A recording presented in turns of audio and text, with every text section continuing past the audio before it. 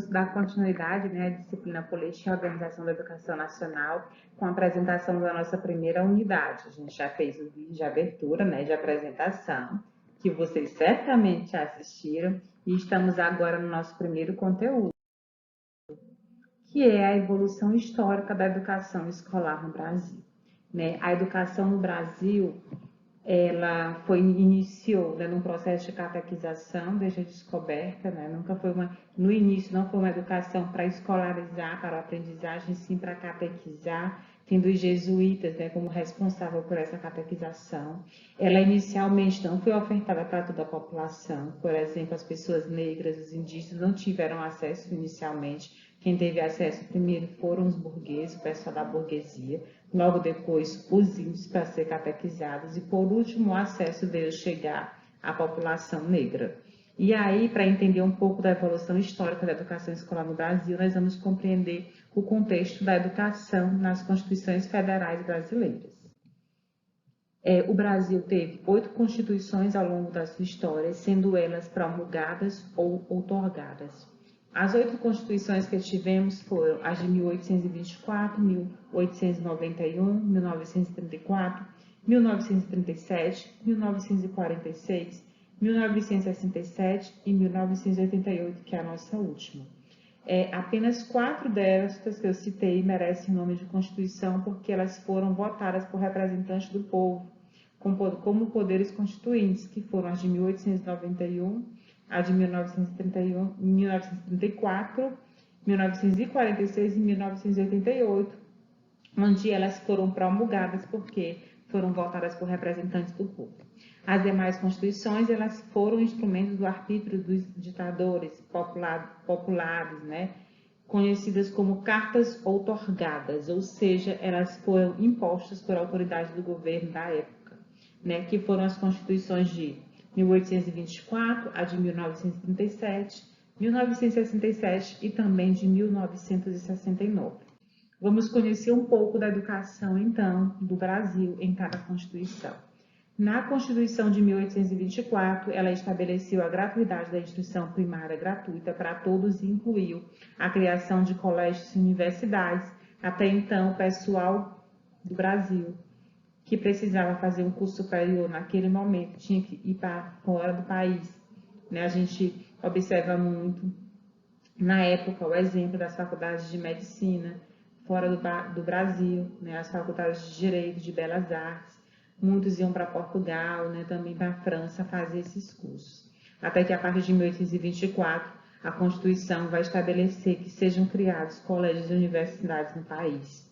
Essa Constituição, ela descentralizou ainda as responsabilidades da educação popular, deixando as províncias e reservando à corte a competência sobre o ensino médio superior, já que a gente vai ter universidade, já que a gente vai ter esses colégios para ofertar o ensino secundário. Então, a gente precisa ter leis, diretrizes, que vão explicar como deve funcionar esse ensino. O ensino religioso, então, era a parte integrante dos programas e cabia, né, à família e à igreja a educação nesse momento e não ao Estado.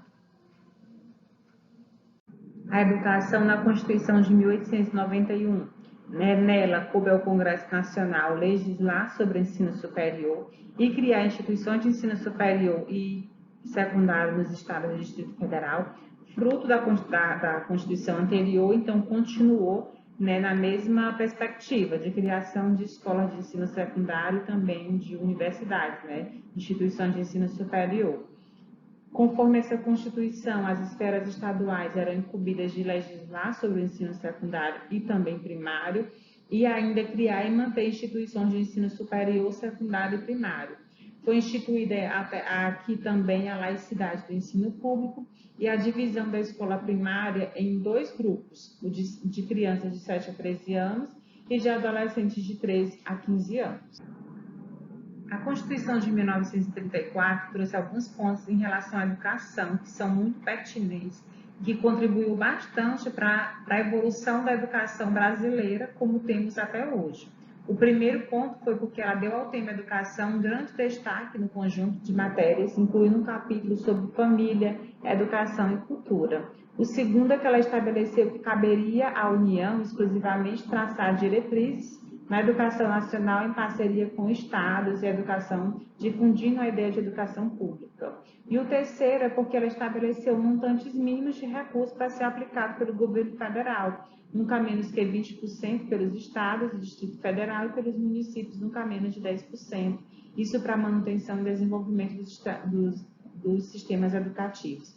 Então, tanto a questão de criar diretrizes do capítulo oferecido e dedicado à educação, quanto aos montantes mínimos de recursos, são pontos bastante produtivos, favoráveis dessa Constituição, que fez com que outras constituições também trouxessem para si essas demandas vindas dessas, né, e assim a gente pudesse ter grande evolução no ensino no país.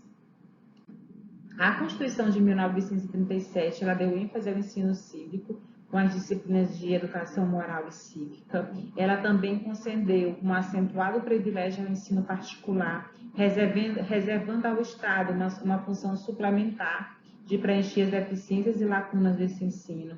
Ela também excluiu o princípio de que a educação é direito de todos, desobrigando o Estado à manutenção e expansão do ensino público.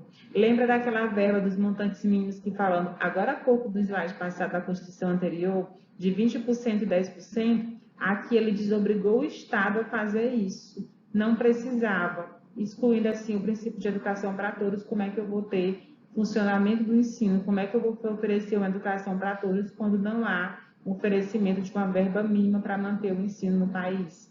Né? Então, foi o que aconteceu aqui na Constituição de 1937. Ela ainda não indicou os recursos necessários postos em disponibilidade para que os governos federais, estaduais e municipais cumprissem seus encargos em matéria de educação, chegando também ao ponto anterior, e cuidou do ensino profissional, mas deu a esses marcas de absurdo preconceito, quando ela destinava o ensino profissionalizante apenas às classes menos favorecidas. Não era direcionada a toda a demanda da sociedade, mas assim às pessoas menos favorecidas. A Constituição de 1946, ela determinou a competência da União em legislar sobre as diretrizes e bases da educação nacional. Ela trouxe a educação como um direito de todos, dada online na escola. Ela afirma a obrigação do Estado na manutenção da expansão do ensino público. Ela determinou a obrigatoriedade do ensino nos diferentes graus, ministrado pelo poder público, sendo livre a iniciativa particular, as respectivadas, né, as leis obrigatórias. Então, o ensino é público e gratuito, mas as escolas privadas também poderiam funcionar. Foi determinado novamente os percentuais mínimos para ser aplicados na educação, como na lei anterior também, né, um pouco semelhante, o governo federal 10% e os estados e municípios 20% do seu orçamento. E foi fixada a necessidade de elaboração de novas leis e diretrizes para o ensino do país. A Constituição de 1967, ela ampliou a obrigatoriedade do ensino para a faixa etária de 7 a 14 anos.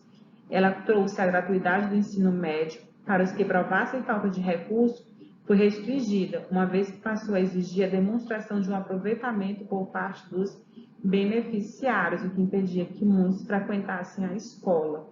Ela aboliu também a fixação dos percentuais orçamentários destinados à manutenção e desenvolvimento do ensino. Os 20% e 10% que falamos anteriormente que o Estado, o Distrito Federal, né, prefeituras e o governo federal eram obrigados, aqui já não era mais na Constituição de 1967 para a manutenção do ensino. A Constituição de 1969, né, em 17 de outubro de 1969, estando em recesso forçado o Congresso Nacional, ela foi outorgada pelos 3 ministros militares uma nova carta sob a aparência de uma emenda constitucional. Então, essa carta aprofundou o retrocesso político, ela, se comparada à Constituição anterior, ela incorporou em seu texto medidas autoritárias ou atos institucionais, ela consagrou a intervenção federal nos estados, ela causou autonomia administrativa das capitais e de outros municípios e impôs restrições ao poder legislativo.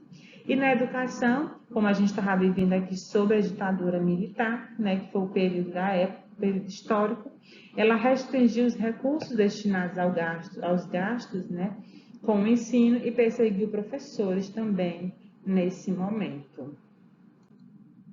E, por último, né, a nossa Constituição de 1988, a Constituição que nós estamos hoje, né, trabalhando com ela, ela foi uma Constituição que foi votada, ela foi votada, né, no Congresso, mas após uma ampla participação popular, onde ela foi construída, né, com grandes avanços políticos, com a grande participação popular.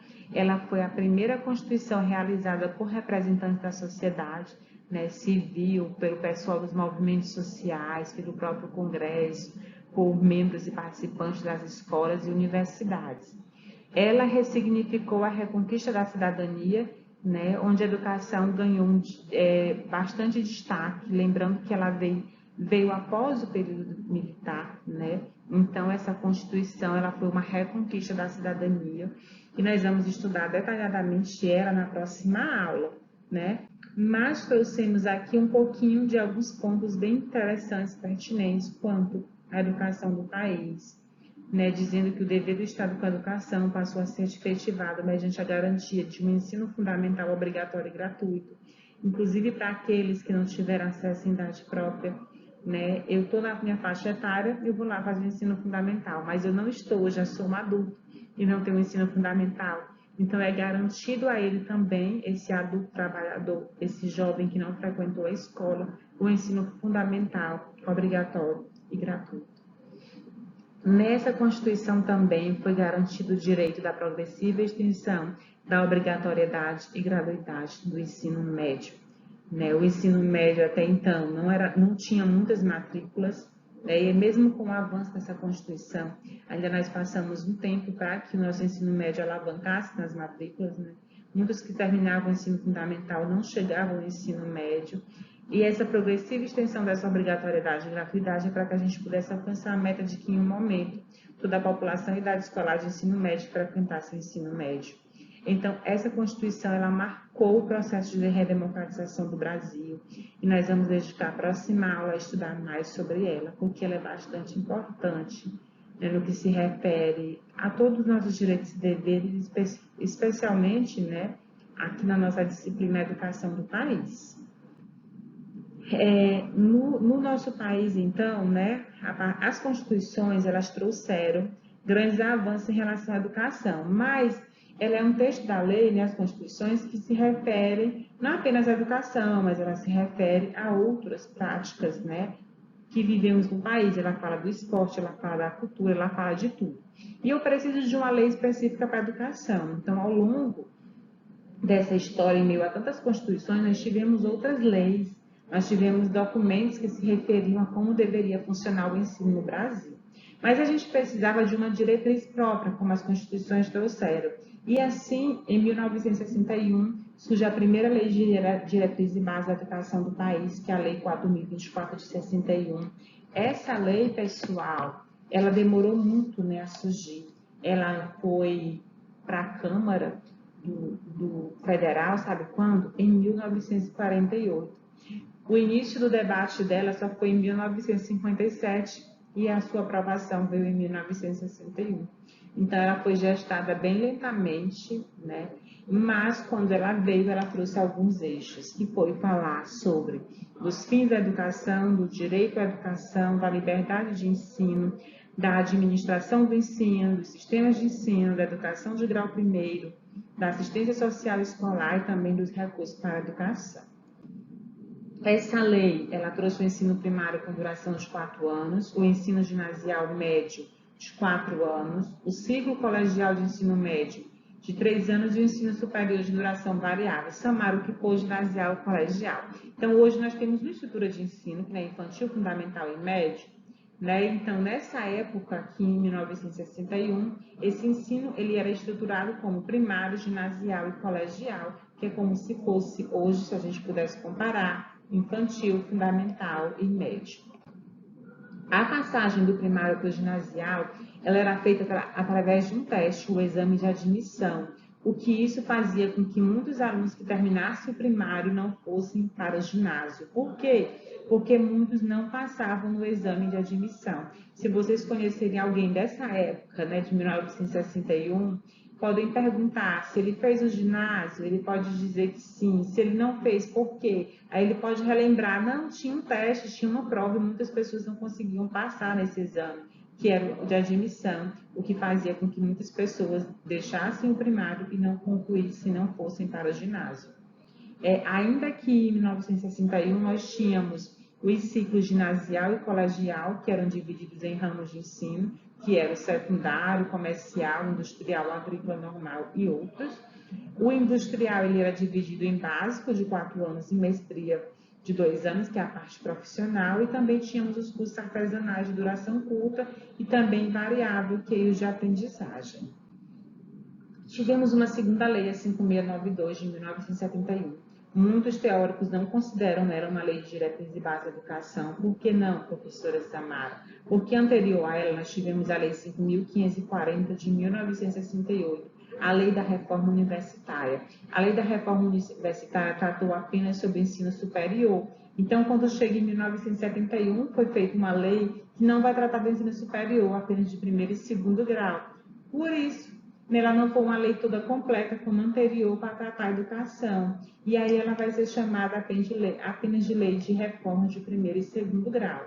Quais foram os seus eixos? Ensino de primeiro e segundo grau, ensino primeiro grau, segundo grau, ensino supletivo, dos professores especialistas e do financiamento da educação.